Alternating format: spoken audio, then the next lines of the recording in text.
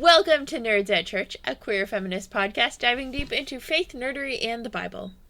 I'm Pastor Emily, and I use pronouns like they, them, theirs. And I'm Pastor Kay, and my pronouns are she, her. In this episode, we're descending into our villain era. Dun dun dun. Today we have biblical, historical, and pop culture villains for you. So, speaking of the biblical villains, the story of Adam and Eve in Genesis 3 that we'll be discussing comes up in the lectionary on Proper 5 in Year B, which was this year, the third Sunday after Pentecost. And in our first season, 4 years ago, when we first talked about that Sunday, it was the second Sunday after Pentecost. 3 years ago. Depending on how you want to do the math, sure. And so my point is that as for the numbering of the Sundays, blame that on the Episcopalians. It's not our fault. But we can totally point you at the right episode to listen to if you want to listen to us talk about that Bible passage in a different context. Indeed we will. And we will link to that past episode in our episode description. Yes.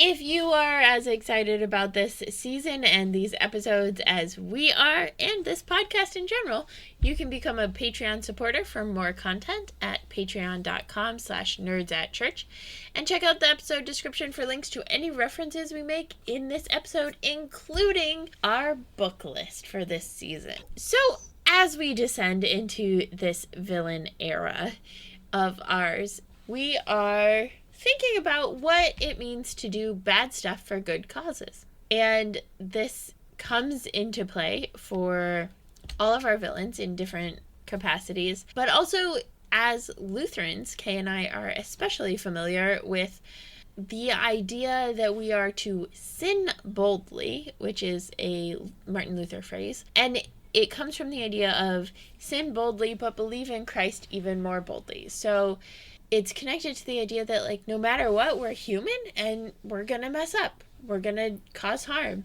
That's part of what it is to be human, because we are not perfect. And also, because of that, and because we know, as Desmond Tutu stated, that there is nothing we can do to make God love us any more, and there is nothing we can do to make God love us any less, then we are freed and empowered to be bold in our actions and risk that they might be sinful for the sake of the gospel. Sure. So one of the people that comes up a lot in this kind of genre of conversation is Dietrich Bonhoeffer, who was part of a plot to assassinate Hitler and ended up dying in a concentration camp during World War II and the Holocaust.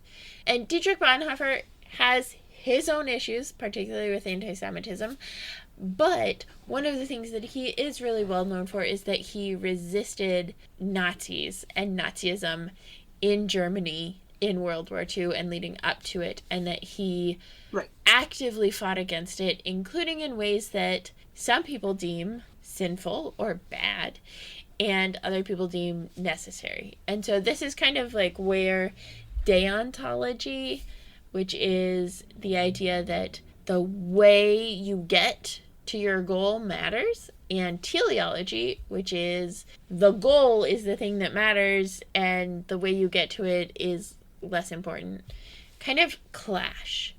Because this definitely lands more on the side of teleology, of your goal is good, so however you can get to that goal, go for it. Which is definitely not where Bonhoeffer himself was, because he wrote fairly extensively on how difficult making that decision to join that plot to assassinate Hitler was for him, and how it really was the very last option he had available to him that he felt would actually be effective.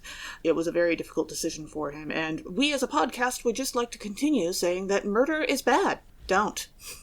Indeed, indeed. Murder is bad, genocide is worse, because it's murder on a large scale.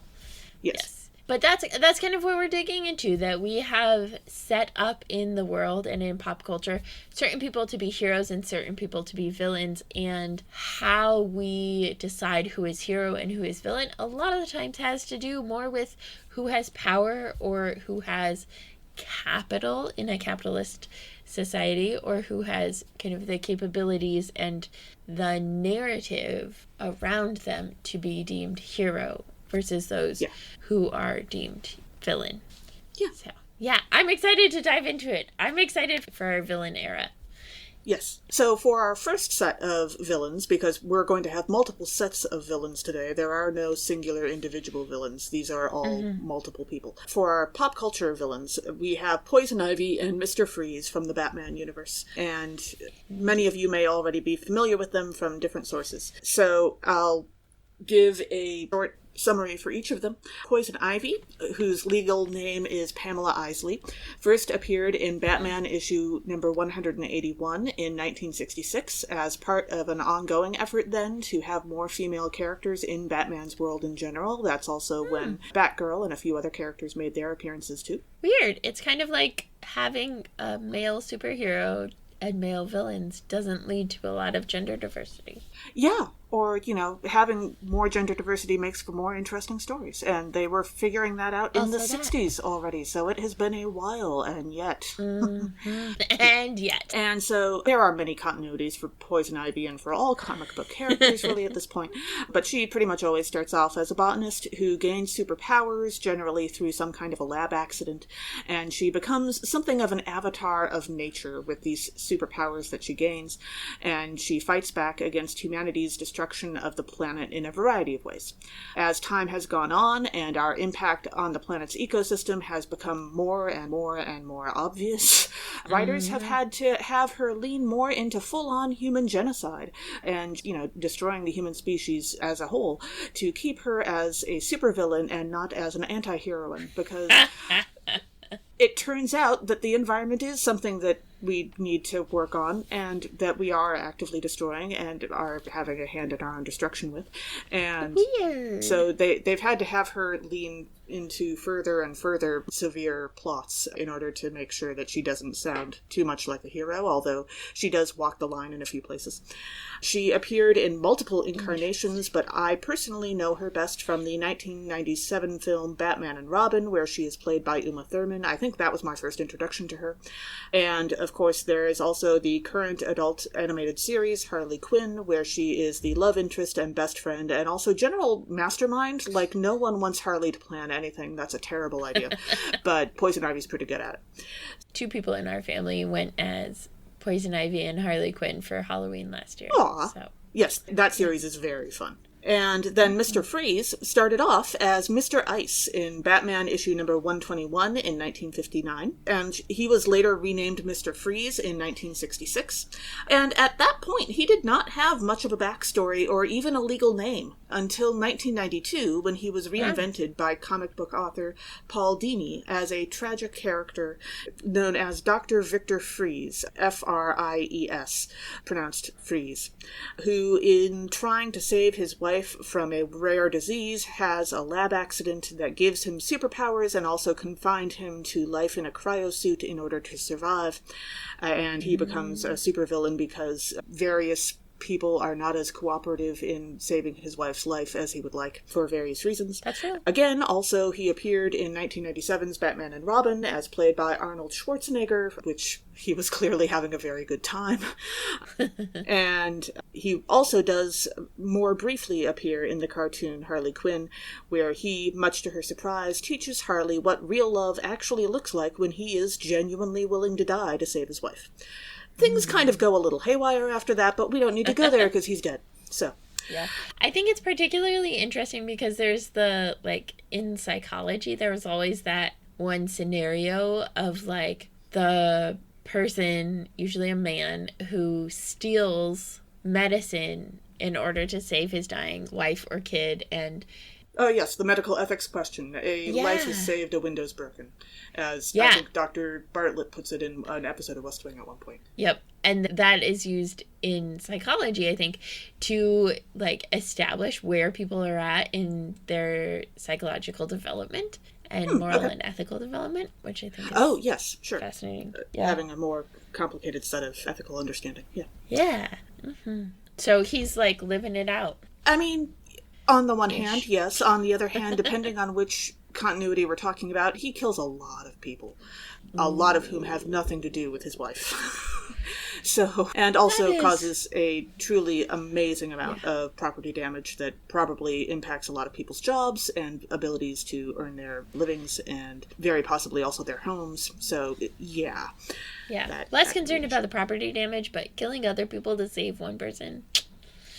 Yeah, that's tricky. Yeah. So as far as what they're known for, both of these guys are obviously villains who are mostly trying to not do bad things, which is an interesting take for villains. Also, as you'll notice with a lot of comic book characters who have what's called a rogues gallery, it's a sort of a trope for a certain type of villain because you need to have bad guys for the hero to fight against. But you don't want the bad guys to be too terrible or else you don't want to see them again. And so...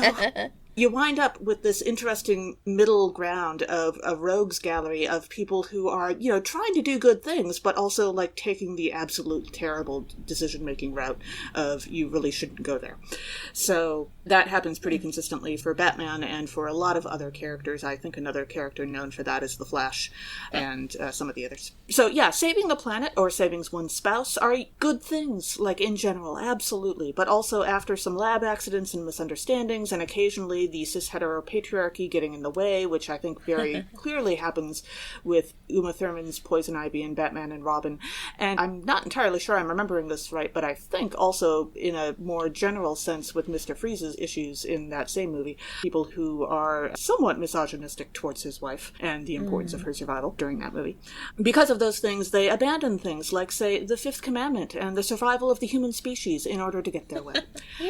Just kind of... And some of these things are important. I mean... So, yeah.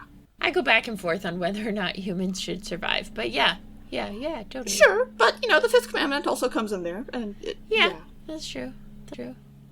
And so, what do we love about them? I, personally am generally in favor of dedication to a good cause, and I'm also in favor of picking an aesthetic you like and just absolutely going for it without apology, and both of these guys do that to the nines, absolutely. But, supervillainhood is probably something you need to avoid, if only because, while the evil cackling laughter is pretty hilarious, the plans you actually wind up making are usually pretty bad. From having watched the movies and the TV shows and read the comics and so forth, so... It's true. I particularly love, and I have not seen Harley Quinn, though I have been told that I should watch it multiple times, and I will eventually watch it. You absolutely should, yes. You will love it. Yeah, it sounds great, but part of why I wanted Poison Ivy and Mr. Freeze is just the iconic type understanding of Poison Ivy being very much Earth, and you talked about this when you were describing her, right? They have had to do work to make her still a supervillain and not an anti-heroine, because the Earth does resist, right? And what does it look like for the Earth to fight back? And we just recorded our movie commentary on Pacific Rim, and so that understanding of the kaiju as the Earth fighting back... Well, not in that particular movie, but in many other kaiju movies, yes. Not in that, but the idea of kaiju fighting back. Yes. Which we talked about also in another strand because of Godzilla and Horror Nerds at Church. Because Godzilla movies that involve a guy wandering around in a rubber suit are the best Godzilla movies. But that's a whole different conversation we'll have another day. Totally. But this idea that, while we are facing massive deforestation and destruction of the environment and creation, and also increasing temperatures on the Earth, Poison Ivy and Mr. Freeze seem... pretty well placed for that. Yeah, there are some places on the planet we could send Mr. Freeze, and he could do a lot of good right now. I'm just saying. And then also, and what we didn't talk about is so often Batman is portrayed as the hero, right? Classically, Batman is a classic hero. Right. And more recently, speaking of changing how we tell stories about people, he has become more on the side of, let's just break all of the laws and destroy people's privacy and beat people up when there is no legal reason to do so. Because there's not much that technology can do now that only the rich people have access to, comparatively. Yeah. And he is rich, right? He is a millionaire whose parents made the money that they made because of exploitation of labor, right? Yeah. Like, we talk about this currently, right? Billionaires could not be billionaires if they were not exploiting labor, if they were not exploiting workers. Yeah. Right? You have to exploit people in order to become a billionaire because it is that much money. Yeah. Just ask Dolly Parton. That's why she's not one, because she keeps giving back. And she also doesn't exploit people. Yeah. And so when we think about Batman as the classic hero, also because we're in the villain era, what does it look like to actually think about Batman as potentially being the villain? What does it look like to say the millionaire who gets to play with all the fancy gadgets and gizmos and has a butler?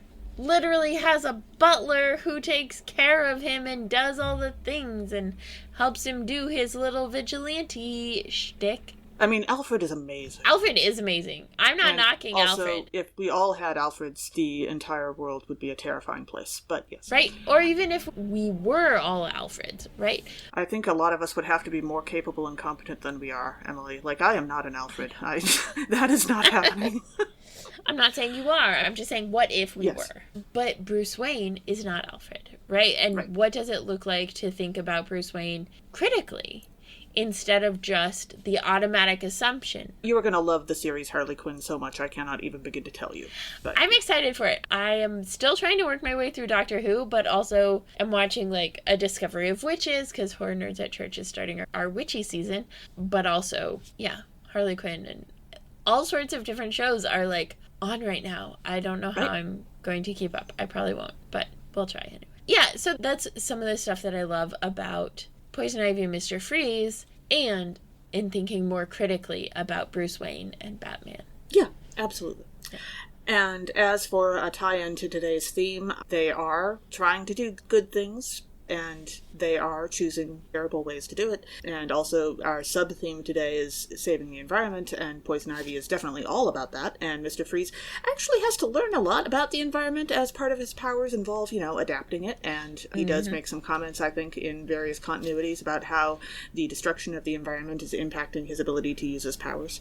So Interesting. yeah. And then as for media, besides the Batman and Robin movie from 1997, of course, there is also the Harley Quinn animated TV show that's going currently. There is the 1966 Batman TV series with Adam West, which is a ton of fun and just delightful. Completely different. If you want a Batman you can actually like, watch that TV show. He is adorable.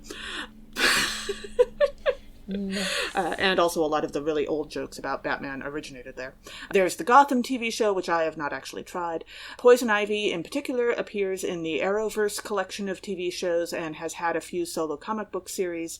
And Mr. Freeze appears in several comic book crossovers, including one with Teenage Mutant Ninja Turtles, which kind of surprised me. And he and his wife Nora also have a comic that tells their love story, which is called Victor and Nora, A Gotham Love Story. And I don't think he has like any comic book series that are solo dedicated to him, but he does have that one book. And then, of course, there are countless comic book issues and video game appearances for both of them in addition to that, which I could not even begin to list. There's a TV series that I'm trying to remember. It was a show when I was younger, like maybe a teenager or a young adult, and it was 3 women who were heroes taking care of the city, and one of them was a wheelchair user, but it was like in the Batman type verse. There are a bunch of different Batman continuities where Barbara Gordon is in a wheelchair, and she is variously Batgirl and or like her dad, Commissioner Gordon's second and or heir, basically. It was not animated. It was really good because it was 3 women, I think they were maybe sisters, and they protected stuff, but I really liked it because there was a lot more diversity in it, particularly with ability, where one person was in a wheelchair. Sure. Our second supporting villains are Adam and Eve. So Adam and Eve and Steve get a bad rap because it is attributed to them, especially attributed to Eve. The whole like knowledge of the tree of good and evil and banishment from Eden and all of that is attributed primarily in Christianity to Eve, but in general also to Adam and Eve. So we're going to dig into them a little bit. And the basic info. So the original human that was created in the Garden of Eden, which is the creation story that begins with the second half of Genesis chapter 2, verse 4. So Genesis chapter 2, verse 4b. Mm-hmm. And the first human is called Adam. And it's a pun, because we like puns here on Nerds at Church. And presumably the biblical authors did too. Yes. And Adam is a Hebrew word, as is Adamah. So Adamah is earth. So you get Adam from Adamah, which would kind of be like an earthling from earth or a human from hummus, right? It's that sort of a play on the word. And you get this intersex, gender, who knows, human. And this human is born in the Garden of Eden. And God gets to know the human a bit and is like, I should not make you by yourself. I should give you a companion. And God, tries to provide non-human companions to the human, and it doesn't work. I'm not sure that dogs were around then, or, probably you think cats. Because then it might have worked then. Have a bunch of, childless cat ladies running around, which we love. Because we totally don't. Yeah, also true. And ultimately, God's like, okay, none of these more than human creatures are matching up well with this human. So God puts the human to sleep, takes out a rib from the human, so from the core of who the human is. And I've heard pastors talk about it as they took the rib and not the head because they wouldn't be superior, not the foot because they wouldn't be inferior, but the rib because they would be intimate and surrounded and supportive and partners. And so they take this rib, and from this rib, they create Isha. And that is the point in the Hebrew where Adam shifts into Ish and Isha. Isha being from Ish.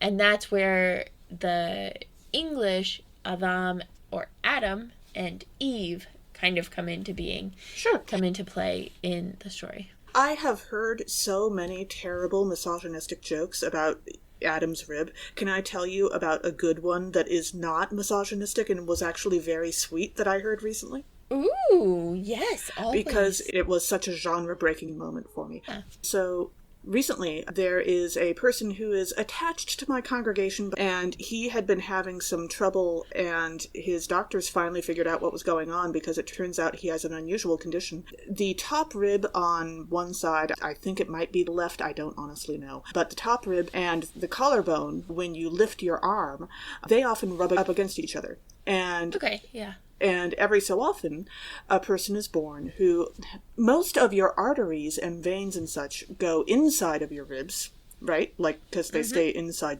the inner part of your body for safety. But every so often someone will be born and one of the veins or arteries will loop around outside of the rib instead of inside. Ooh. And so then if you raise your arm to a certain level, the artery or vein, it'll interrupt the blood flow.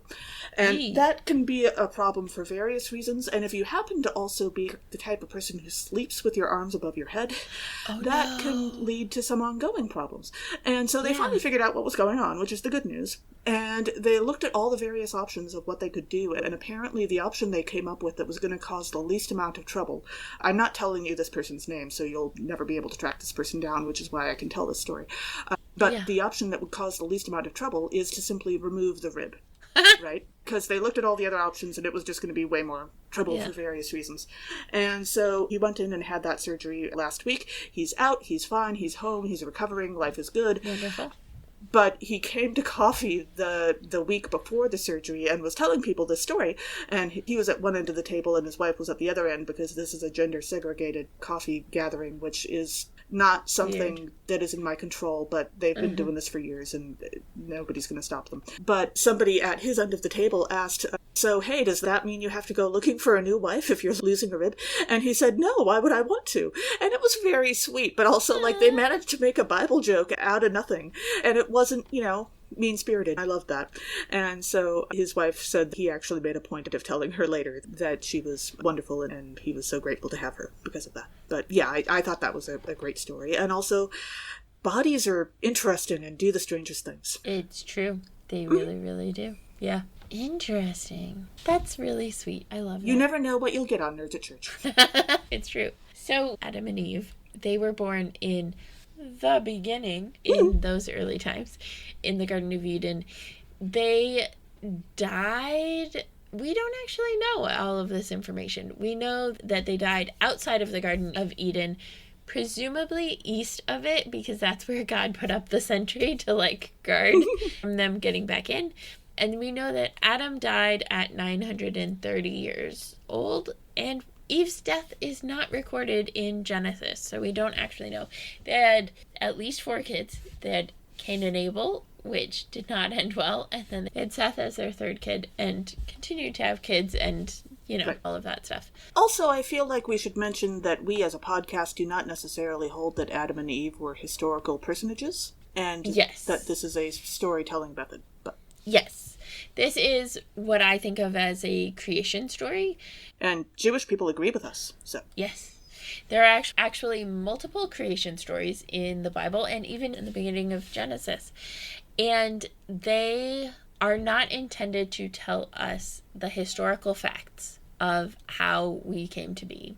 They don't answer those questions. Those are questions that a lot of times science can answer. You can check out our Big Bang episode from season 1 for the second Sunday of Christmas, where we talk about the Big Bang with Dr. David Cordall. And so when we think about it, we're not thinking about the how creation came to be, or even the when of creation, but we're thinking why. What is the purpose of creation? And so that's what this story of creation really seeks to answer, is why were humans created? Why did we come about? Why is the world the way that it is? Just like with creation myths from all different cultures. So this is just like one snippet of it. And if we try to make it historical fact, A, that's not great for our faith because it's not reflective of reality. But also it loses some of the meaning because things don't have to be historically factual in order to be truthful. They can tell truths about us and about the world we live in without being historically factual. So, what are they known for? A lot of things. Adam and Eve and Steve are known for a lot of things. They're known for being the first humans, as we mentioned in that particular story. They're known for eating a fruit, a forbidden fruit. Some say it might be a pomegranate. We don't actually know what type of fruit it is. And they're known for blaming someone else for what they do and for birthing humanity outside of the Garden of Eden. And the main kind of chunk of story that we're specifically focusing on for today's episode is Genesis chapter 3, verses 8 through 21, where having eaten of the fruit of the tree of the knowledge of good and evil, the first humans hide from God because they now feel shame for being naked. When God finds and confronts them, Adam blames Eve and Eve blames the serpent for their new predicament. So this story is so pervasive in pop culture. It is everywhere, and people think they know what this story is and what it's about. But like with, I don't know, the book of Revelation, maybe, there's a lot to this story that gets missed because it is told again and again in pop culture settings and not necessarily read from the actual text. And those folks don't always know what they're talking about when they retell it. It's true. So one of the things that I always have emphasized when I've talked about or taught about this story is the thing that happens in the story. They eat the fruit of the tree of the knowledge of good and evil. So they know things. And yes, God told the original human not to do that. God did not specifically say it to Eve. And it's debatable if God said it to Adam because of how the human became multiple humans. Yes. So there's a limit to the extent to which Eve especially, but also Adam, know what the rules are around the tree of the knowledge of good and evil. And the serpent has its own agenda, right? It's trying to provoke, to cause questioning, and to inspire doubt and wonder and curiosity. And break relationships. Yeah, and it does so. And so one of the things that's really cool that we don't talk about a lot is that Eve is the first person in the Bible to have a theological conversation. Eve and the serpent have a theological discussion about what God said about the fruit of the tree of the knowledge of good and evil, about what God's desires and commands were.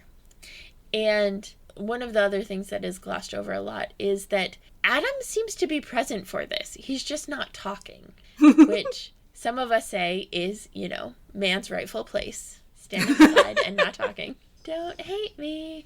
In pop culture, in this story, Eve does this thing that's evil and then somehow seduces Adam into also eating the fruit. But in the biblical text, the serpent and Eve have this conversation. Eve takes a bite, eats the fruit, and hands it to Adam, who has been there the whole time, and Adam eats it. It is not a seduction. It is not a trickery. It is not, in fact, Snow White and the Poisoned Apple. Right. It's just a, hey, fruit, here, fruit. And so I think that's really important. And the thing that for me is the problematic part is not even necessarily that they eat the fruit, but it is what happens after, right? God comes to them and they hide from God. And then when God is like, why are you hiding from me? Because that's never happened before. Right.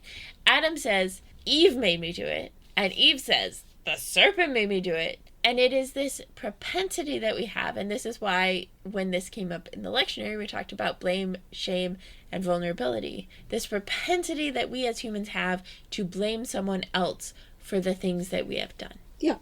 And so that's where, the villainy and where we say Eve seduced Adam comes from this Adam blaming Eve thing. Yeah. But then Eve does it to the serpent. Right? So it's not just one or the other. It is that these first humans don't take responsibility for their actions. They don't take responsibility for the things that they do that God said, hey, don't do this. So would that be the original sin? I think so. Yeah. That is my perspective on original, quote unquote, original sin, as they say. And I love that in the story itself, I love that Eve is the first person in the Bible to have a theological conversation. And that Adam just sits by silently. But I also love that there is this sense of when we blame someone else, we cause harm. When we are unable to take responsibility for our own actions, we cause harm. And I am not perfect. You can ask my family. I am not great at this. But it's something that I try for. Right? It's something that we constantly get to try for to be better at taking responsibility for our actions. Right. So I really love that. There are a couple other things I would like to take a moment to point out because I found these about this story and I love them. One is that I can't give you a verse reference because I don't remember, but a couple of years ago I gave a sermon in which I pointed out that somewhere in one of the lectionary texts from a letter that Paul wrote, not just a letter attested to Paul, but one that he actually would have written, he places the blame squarely on Adam's shoulders. I know this because I made a joke about it in a sermon about 2 years ago, but I don't actually remember which Bible passage it was, so I'm sorry I can't give you a reverse reference. But in about a year or so, keep an eye on the lectionary epistle readings, and it'll come back up again. And so I'm sure we'll see that again I know soon. what you're talking about. What you're talking about. I can't remember it, though. Yeah. Because, Paul was a very educated scholar in biblical scholarship at the time, and he would have been very thoroughly educated in the background and the language and everything. And so if anyone would know, he would. And he would tell you that at great volume and at great length. So he is presumably an expert, and he places the blame squarely on Adam. Another thing that I found interesting, just as I was rereading this story for our episode today, is that Eve does not actually get named until the very end, after everything else has happened. Adam names her at the very end. And I think it's interesting that she went through this whole story without a name, but Adam didn't. I don't know what that means, or it seems significant. Was she not the person to him, or did he not fully understand her until they went through this together? I don't know. But she's named Eve because she's the mother of creation. And that isn't about what happened That isn't about original sin. That's not about anything being her fault. And then finally, I feel like we've been making a joke through a decent chunk of this episode now that we haven't explained, just in case anyone is actually young enough to not recognize it. But when we say Adam and Eve and Steve, it's because there used to be a homophobic reaction to people talking about homosexual relationships where people would say, it's Adam and Eve, not Adam and Steve. And, Steve has done nothing wrong. Steve is the only person who's not a villain in this episode. It's true. Steve is just fine. Steve is just hanging out and living his life. And so I think we need to not blame him for any of this. It's true. It's true. Also, I was thinking about it, and this comes out in media a lot, but the character person of Lilith, who is thought to be Adam's first wife, sure, but was sexually liberated and so now has become villainized, which goes in so well with our themes. There is a whole medieval subtrope of why women shouldn't be on top during sex because of Lilith, and it is hilarious to read about, but yeah. Yeah. My favorite 6-year-old is named Lilith, so I just think it's always hilarious. But Lilith also comes up in True Blood, in The Chilling Adventures of Sabrina, in Frasier, in The Fifth Element. So many different places where she comes up, and I think it's just fascinating. Also, I figured out the passage that you were talking about. Oh, good. It is the first Sunday in Lent in year A. Okay. And the Hebrew Bible reading is Genesis 2:15 through 17 and 3:1 through 7. So it has this conversation that we're talking about with the serpent that happens right before the passage that we're linking to. Romans 5:12 through 19. And Romans 5:12 says, therefore, just as sin came into the world through one man, and death came through sin, and so death spread to all because all have sinned. So there's more to it, obviously, but that particular part it comes back to that a couple times, that sin, presumably, according to Paul, entered the world through Adam. And so, again, another connection. Dun, dun, dun. Sure. Another tie-in to today's theme. Yeah, and so there's actually a lot of media that is connected to Adam and Eve. There are a couple books. The first is Approaching Eden, Adam and Eve in Pop Culture by Teresa Sanders. I've not read it, but it seemed fascinating. Sure. It's just like a tour of when Adam and Eve show up in pop culture. But Approaching Eden sounds like a really cool book that I would be fascinated to engage with. Also, Eve is one of the characters in WALL-E, and while WALL-E has super fat phobic stuff, there's also this sense of caring for creation and new starts that Adam and Eve are, like, that is part of the trope. Yeah. If you go to TV tropes of Adam and Eve, is new starts, new creation, new chances for usually humanity, but in this case, 2 random robots who are adorable. Also, Snow White has the connection to Adam and Eve through the apple, which it probably wasn't an apple, but a lot of white Western Christianity has decided it is an apple, even though it was more likely a pomegranate or something like that. Also, there is a TV thriller called Killing Eve, which has Sandra Oh in it, and Jodie Comer, who I don't really know. So that I have not seen, but sounds fascinating, and is another connection to Eve, as well as Good Omens. I think you said it, right? Yes, there is a bit in the book and also a bit in the miniseries about how one of the main characters, Aziraphale, was actually the angel that gave the flaming sword to Adam on their way out of the garden. Ah, okay. And then there are a bunch of movies like my favorite, Interstellar, that have the trope of going to a new place to restart humanity, to give new birth, new life to humanity in a place. And so Interstellar is one of them, but there are many, many others. Yeah. I also feel like I should mention the character Lilith in Frasier. That's just his ex-wife. Like, she's not actually the personification of Lilith, although he does make a couple of jokes about that. But yeah, mostly those references were just like the name references, but yeah. Right. Thank you for clarifying. Yeah, okay. And then our central set of villains for today are the Earth Liberation Front and the Weathermen, or the Weather Underground. And so we can start off by giving you some basic information for both of them. The Weathermen, or the Weather Underground, was founded in 1969 in Ann Arbor, Michigan. It was named after a line in a Bob Dylan song, something like, "You don't need a weatherman to tell which way the wind is blowing."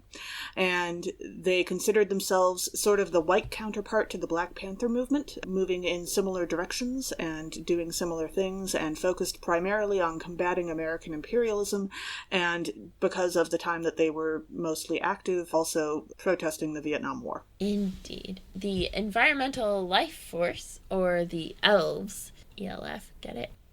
Mm-hmm. Was founded in 1977 in Santa Cruz, California. And their initial focus was on fighting the use of dangerous pesticides.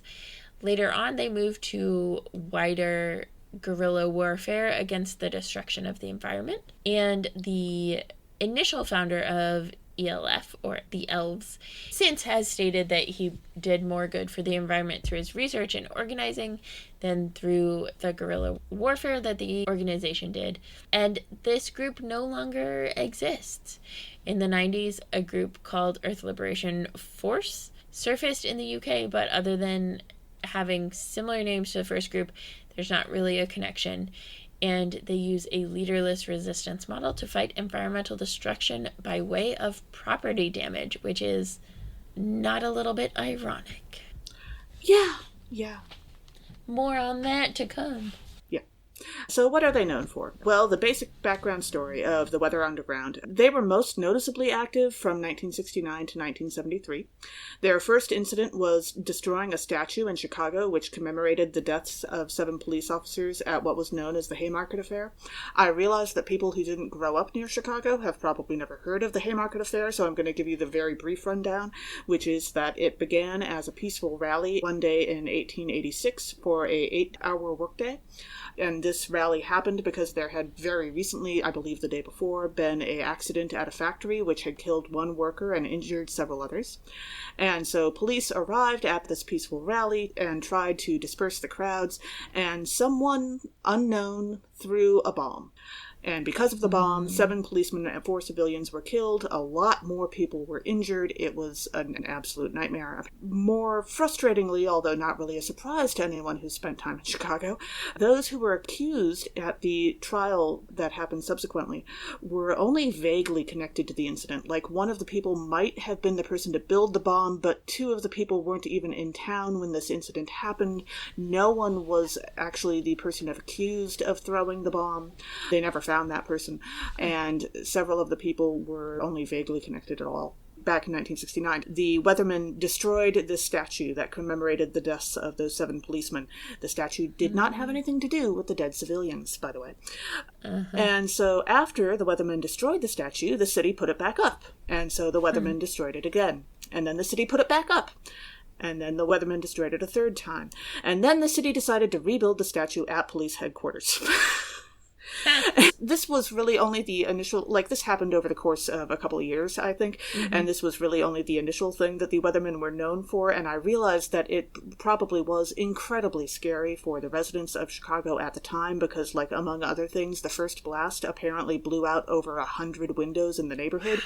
Anytime you're dealing with explosives in a crowded city, that's going to scare some people. Yeah. There were no serious injuries or deaths regarding those blasts, as far as I know.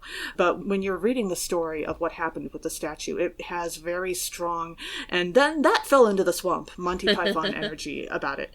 Yeah, I do not love what they did, but wow, that's one heck of a story about a statue. And so later that October, still in 1969, the Weathermen held a rally against the Vietnam War, again in Chicago, that turned into a few hundred people rioting in the affluent Gold Coast neighborhood, which is basically where the rich people live in Chicago, still is. And then a couple days later, they held a march in the Loop, which is what's the center of Chicago's downtown is called. It's basically the most crowded part of the city. That march ended similarly to the rally that happened a few days before, lots of rioting and destruction. They continued to operate underground, and they were responsible for a few arson attacks in New York City before there was an explosion due to a bomb-making accident at a Greenwich Village townhouse in March of 1970. That explosion killed 3 of members, 2 others escaped unharmed. And this incident shook the organization deeply, and they shrank a very significant amount after that. After that story, the incidents get more sporadic. They set off a bomb at the New York City Police Department. They broke a drug activist out of prison and got him to Algeria. They set off a bomb at the U.S. Senate, and then another one in a women's bathroom at the Pentagon. I really want to ask someone why the women's bathroom, but I just assume that's what they had access to. I don't know. Yeah. I assume it wasn't the women's bathroom in particular they were angry about. And as a group, they did make an effort to be careful to not hurt anyone in their explosions, to make sure that people were not harmed. But there really is only so careful you can be when you're dealing with explosives in crowded public areas and crowded cities. Gracious, a lot of people could have died. And they were also a part of the COINTELPRO investigations, which could probably be a whole other podcast episode, so I'm not going into that in any detail. But eventually what happened was that several leaders of the group published a manifesto called Prairie Fire in 1974. You can still find that in various places. And after the publication of the manifesto, the organization essentially dissolved into a couple of separate groups with different goals, and it's not really a thing anymore. Yeah. Oof. Yeah. So it's interesting because we're talking about organizations that have not survived in certain ways. Right. And, bombs are bad. And on the other hand, I am totally against American imperialism, and if I were alive back then, I would have been against the Vietnam War. But also, explosions in the middle of crowded cities are a terrible idea for so many reasons. And, even just a window that gets blown out can kill someone. So, yeah. Well, and that's the tricky part of property damage is not the same as human damage, right? Violence against humans and violence against property are 2 very, very, very different things. Yeah, no, I'm less concerned about the property damage, but sometimes the property damage can lead to human damage. But what I'm saying is, when we think about protests after Mike Brown was killed by police, right? Or George Floyd, the property damage is the thing that gets people riled up. When in reality, property damage is not actually harming many people, because if it's a business, it has insurance, most likely, to pay for the repairs. And homes have insurance. And property damage is much more a violence against capitalism than a violence against humans, but we portray I would also point out that there is a difference between breaking a window with a crowbar and breaking a window with a bomb. Yes. In terms of the potential for terrible things happening. So, I think we're agreeing with each other, but in a slightly different avenue of conversation. I'm taking this and kind of extrapolating. So we, as a culture, have gotten, up in arms, literally, thank you, but not thank you, about damage that is done to properties, to businesses, that sort of thing. And that's been going on since the 1880s, as we now have proof from the Haymarket Affair. But we don't do that in the same way for damage and violence done to humans, particularly if it's at the hands of the state. And I think it's particularly interesting, right? And we've talked about this a little bit on the podcast before, of that, there are different levels to violence. There is the violence against property, and there is violence against humans, but there's also this deeper level of violence that is economic violence and resource violence and all of these other systems that harm people. And it is just fascinating to me that so many of the protests against humans being killed, usually by police, the thing that the media latches onto, the thing that police stories latch onto, is the violence against buildings and property. And that in and of itself says something, right? Because it's not violence against people.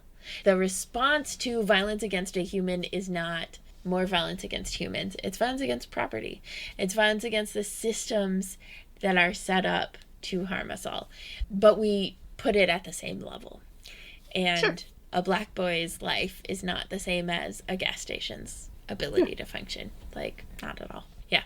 Anywho, so knowing and recognizing that, one of the things that the Earth Liberation Front is most well known for, well, in my world is most well known for, is October 19th, 1998, in Vail, Colorado, which is where I am originally from.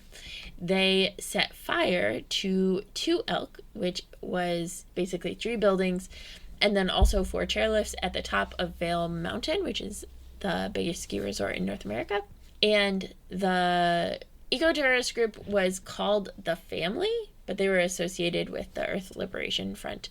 And what I think is fascinating about this in particular, and this is where the villainy comes in, right? Because their goal was to protest the expansion of Vail, because there was a proposal that was in progress to expand Vail Mountain.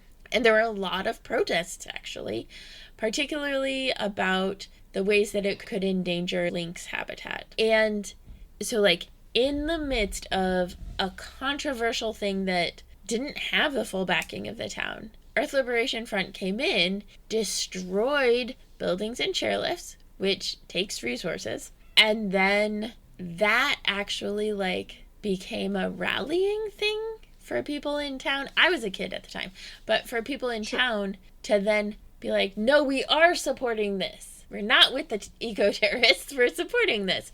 And so it had, in so many ways, the opposite effect. It used more resources to rebuild those things, because Vail rebuilt those things. But then it also actually, like, strengthened the push to expand Vail Mountain and the ski resort instead of pushing against it. It turns out terrorism makes people angry. Huh.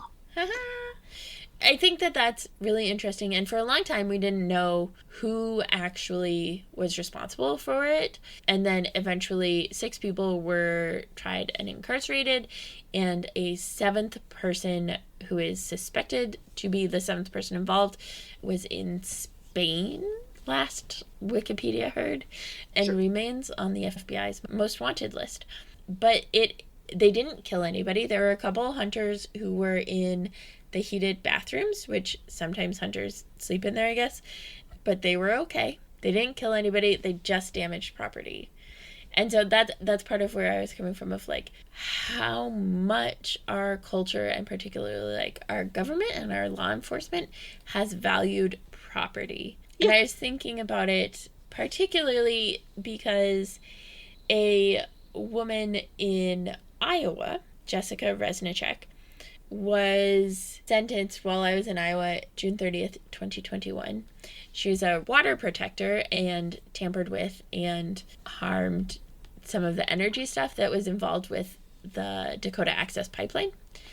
And she was sentenced to 8 years in prison and 3 years of probation and $3.2 million in restitution in Iowa for nonviolent actions against the Dakota Access Pipeline in 2017.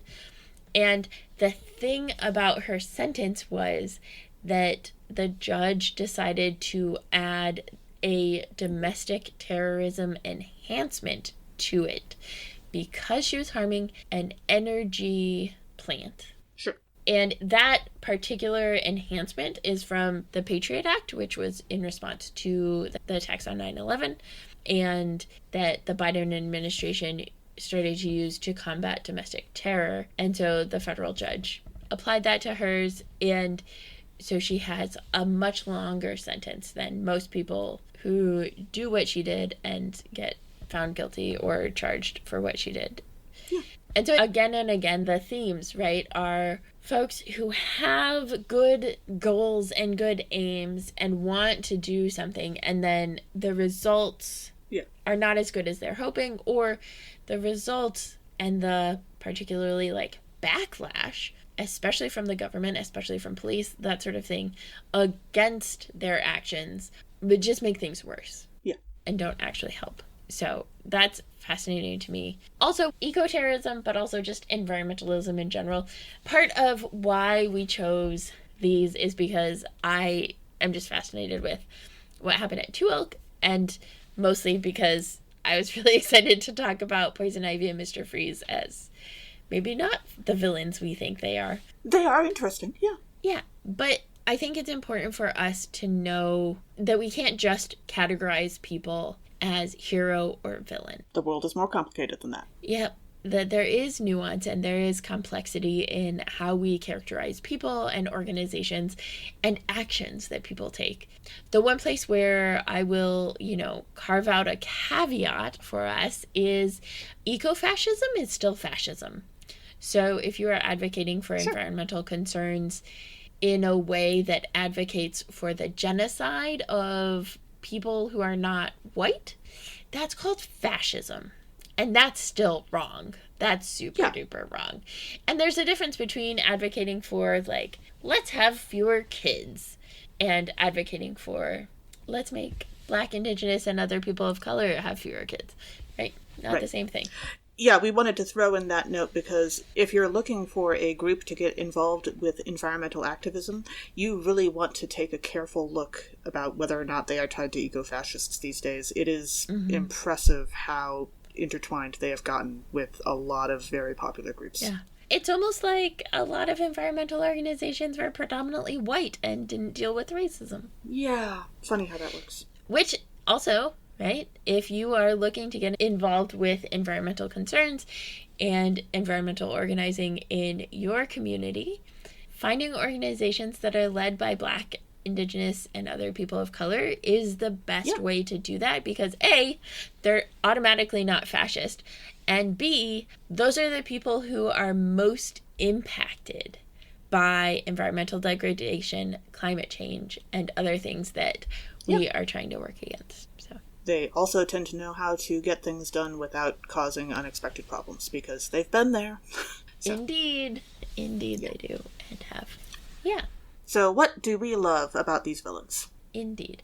I have to say that, like I said earlier, working against American imperialism and environmental destruction are good. I'm still pointing out that explosions, as much as you all know that I love fire very, very much, explosions are bad. No matter how careful you are, fire and explosions can get out of control very, very fast. Please be careful. And don't use them to, fight for your various causes. Unless you're just, having a little campfire while you chat with friends, and in that case, just make sure you actually put it out all the way at the end. Thank you very much. Yes. Smokey the Bear will be proud of you. Indeed. I love that they are actually willing to take a risk.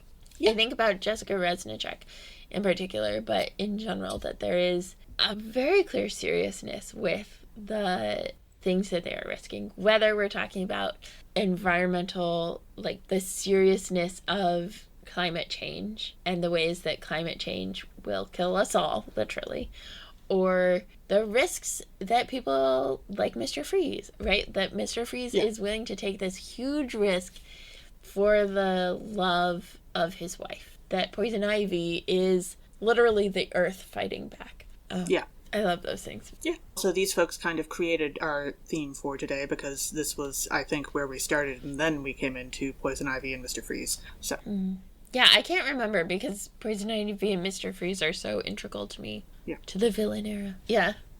So, speaking of tie-ins to today's theme, obviously, both organizations have a claim of trying to do the right thing, and of wanting to do the right thing, of wanting to protect the environment, of wanting to work against climate change and decrease climate change. And yet, the impact of what they've done is more questionable. Certainly, for Vail, Colorado, it did not have the effect that they wanted it to have and had a reverse effect. Yeah. That's the tricky part of life, is we do things, and even when we do them for the right reasons or for good reasons, that doesn't mean that they won't cause harm. Yeah. So as for media tie-ins, for the Weather Underground, I always feel like I have to mention this first. There is an unrelated weather service called Weather Underground, which just tells you about the weather. It is not related to the weathermen. It is not related, as far as I'm aware, to eco-terrorism or to terrorism regarding American imperialism. They just had really horrible taste in picking a name, I guess. Or maybe they just were young enough that they didn't know about it. I don't know. But as far as I know, there's no relation there.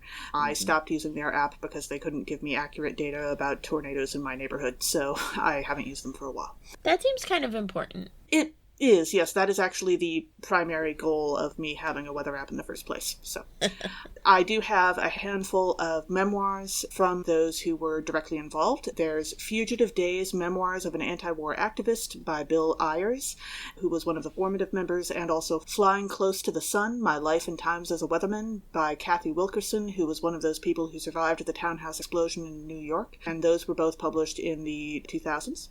And Sing a Battle Song is a collection of songs and poetry published by the leadership as a group, which was also in the 2000s.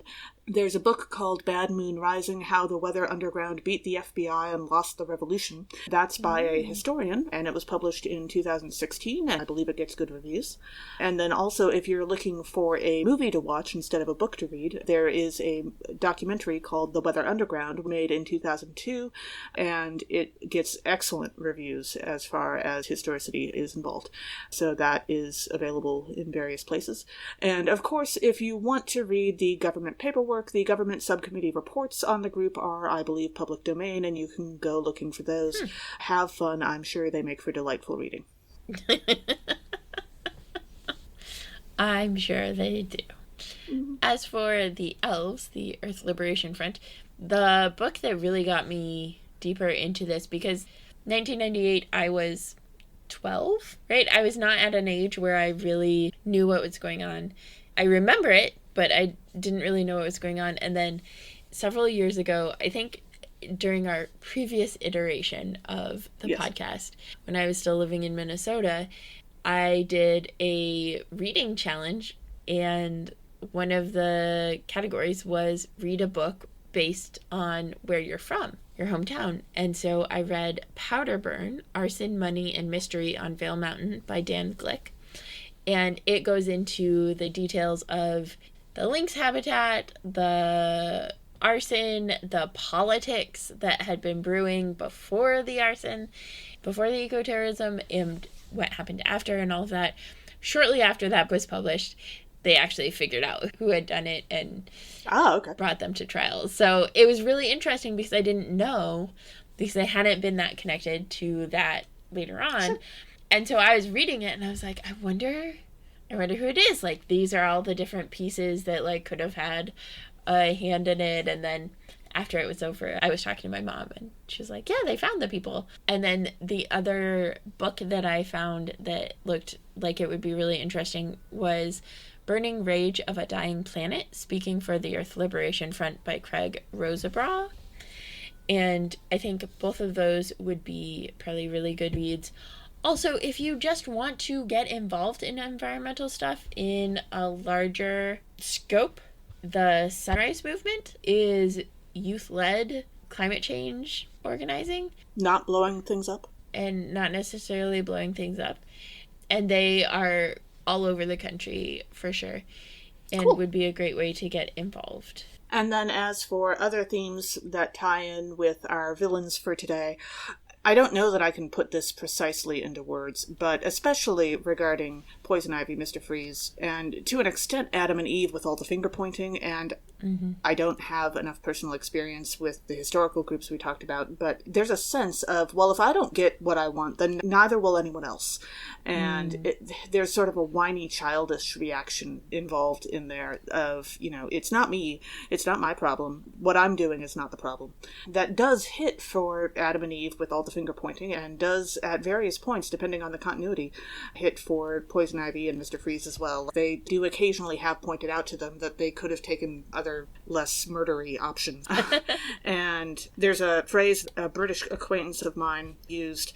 She's died a few years ago, but she called it the toys out of pram reaction, where, like, if a toddler throws away a toy that they love because they are angry about something else, it just, that's what strikes me about a lot of this stuff is... That makes me think of the times when Athena is just like, animals can definitely do that too. Not living her best life, or like resisting going to sleep or whatever, and so she takes like the cuddle stuffy that we have for her that has like a heartbeat, and she just grabs it and she like flings it around, and then eventually she settles down with it and then snuggles with it for the night. But yeah, yeah, no, I really love the phrase toys out of pram. It sums all that up so nicely. Yep. And the other theme that we've talked about a bunch is environmentalism. The research is out there. The science is there. It is clear the climate is changing, and it already is harming us and will continue to harm us even more if we don't stop things. And don't refuse to do anything about it just because a few people blew some things up once. Like, that's not helpful either. Yeah, but, like, there's this sense of urgency, right? There's an urgency to what is happening in the world that is very palpable in eco-terrorists, but also is just, like, when we think about environmental stuff, there is so much that leads us individually to be paralyzed, and what we actually need is collective action, because the changes that we need are primarily changes to corporations and oversight of organizations and to the way that we fund things and all of that stuff to help it be better for the environment. So, yeah. And now for our Muppets moment. So, okay. Which Muppet would you cast for which villain? So I was thinking about Adam and Eve, and Adam and the rib, and Adam and the apple, and all that, and it strikes me that Adam might actually find having a knife on hand useful. So can we cast the Swedish chef as Adam? Because, like, I think that we're also not really supposed to understand a lot of what he says. Like, he seems like a character who talks to God, but only God can understand him. And so I think that works for the Swedish chef. I mean, he'd have to, like, okay, now I have this lovely image of Adam initially in the garden, and of course he's still wearing the chef's apron and the chef hat, because he is a chef, by golly, but he wouldn't necessarily have to be wearing anything else as the garden starts out, but then later, of course, he adds the shirt and pants underneath. I love that. I love that. Oh my gosh, that's so good. I was thinking about Poison Ivy. I was stuck on Poison Ivy, and I think Miss Piggy could do it, because she's Miss Piggy, and she can do just about anything. I think they'd be best friends. Right. But I just keep thinking of, this is kind of ridiculous, but I just keep thinking of Slimy, Oscar the Grouch's pet worm on Sesame Street. Again, you're gonna love Harley Quinn. She has a pet plant whose name is Frank. Anyway, yeah. Yeah. So I'm going for Slimy. Because why not? And you know, if we're gonna cast Mr. Freeze, you know who's the right color for that? Sam Eagle. And wouldn't he have a grand old time being Mr. Freeze the same way that Arnold Schwarzenegger was in 1997? He would love that character so much. That would be great. I don't know who on earth would marry him and be Nora, but aside from that, it could be very fun. That is more compelling than I wanted it to be. I wanted to dismiss it as like, yeah, he's the same color. But then you went Arnold Schwarzenegger, and then he would love like, the cryo suit. Okay, now I can see it. I can see it in my head. And like, instead of being dedicated to America, he'd be dedicated to his wife. Yeah. It could be very sweet, really. Yeah. Yep. Yeah. Here I am, ruining Emily's conception of Muppets. So, thanks for joining us. Our theme music was by Rachel Meyer-Laughlin, our Muppets music was by Brenda Boss, and our seasonal artwork was by Pace Warfield. Catch us next time when we'll dive into John Brown and more. This podcast has been produced by us, Kay Rohloff and Emily Ewing. For more fun, check us out on Twitter, Facebook, and Blue Sky at Nerds at Church, or contact us at nerdsatchurch@gmail.com. Also, if you like what you've heard, rate us or leave us a review on Apple Podcasts, Facebook, or wherever you catch your podcasts. If you want access to our uncut episodes, merch discounts, movie commentaries, and more, support us on Patreon at patreon.com/nerdsatchurch. Starting at just $5 per month, it is infinitely cheaper than any domestic or international terrorism you may be contemplating. And again, please don't murder bad. So, also let us know on Blue Sky, Facebook, or Twitter which Muppet would you cast for which character in our episode today. As the ancient Christians said, Pax Vobiscum.